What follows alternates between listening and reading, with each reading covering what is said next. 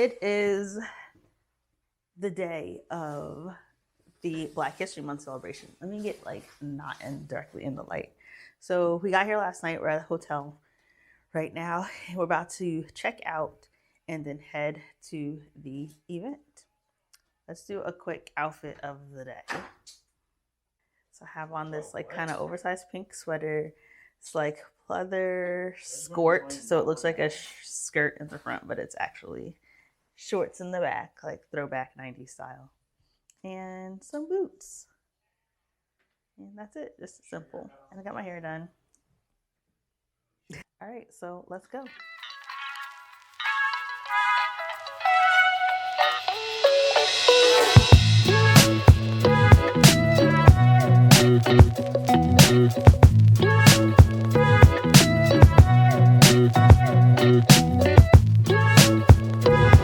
Yeah, the sun is not in the best spot.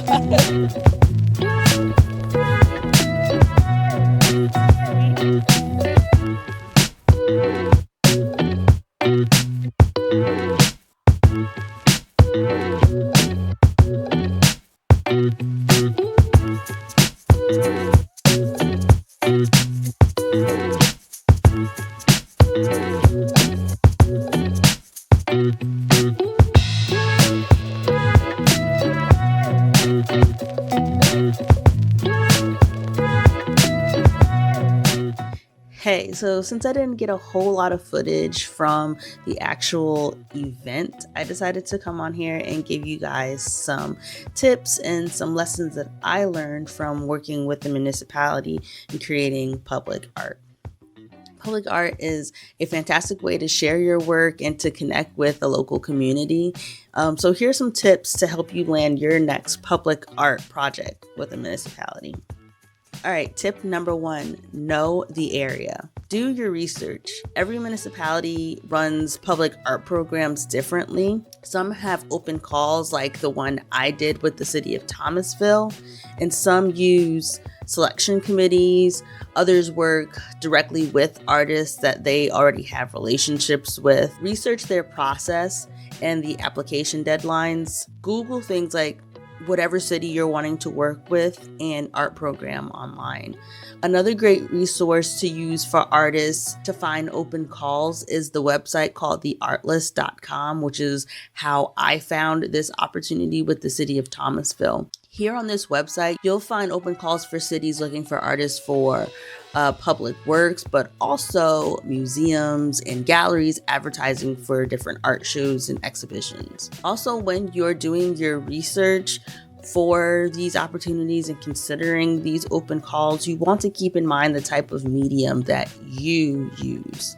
And think about the type of art that you create. Murals, sculptures, and installations are all common types of art in public spaces. But there might be other opportunities for more unique mediums too, if you really think about it. A great example of this is the artist Chihuly. I think I'm saying his name right.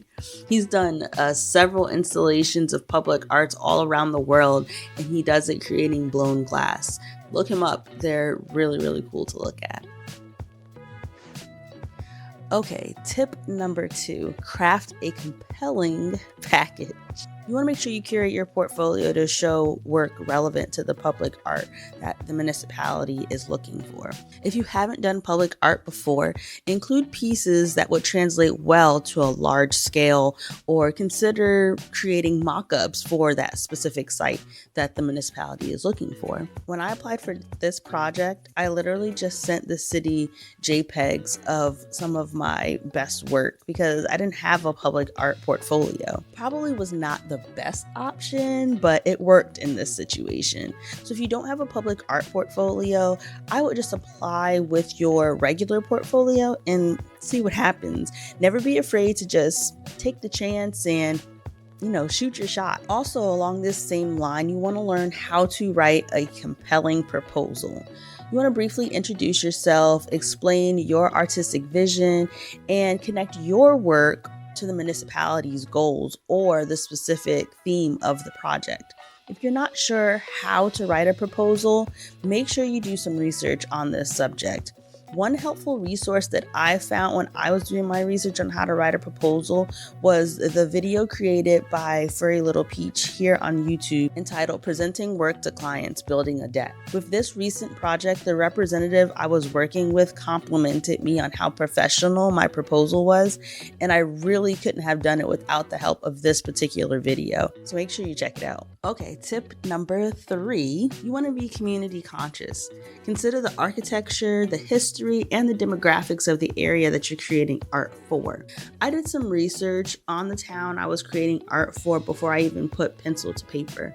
Being a person who was not from the area, I tried to learn as much as I could in the short period of time that I had, because I wanted to really make sure I incorporated elements of the community into my art in a thoughtful way. All right, tip number 4, prepare for the process. Public art often involves budgets and timelines. Make sure you familiarize yourself with all the necessary timelines so you can turn everything in on time, from the initial application all the way to the actual artwork itself. Sticking to all the necessary timelines shows that you are a professional and that you respect the client's time. If specific timelines are not communicated to you by the client, don't be afraid to ask. This is where I messed up. In order for me to get paid, I had to fill out a W-9 tax form. This was sent to me in the initial email I got from the client, notifying me that they had chosen me as one of the 6 artists to create art for this event. To be honest, I had a lot going on at the time. I had just started going back to work full-time at 911. There's a video where I talk about that if you're interested. And I had actually forgot I had applied for this event in the first place. Plus, I was just recently coming off the heels of being scammed out of $150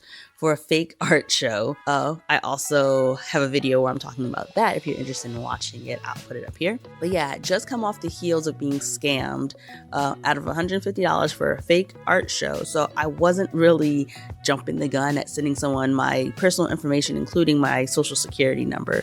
So I did not send in the W-9 form right away. I actually waited until I drove all the way down to Thomasville to pick up the signs I was supposed to paint, because then I knew it was real.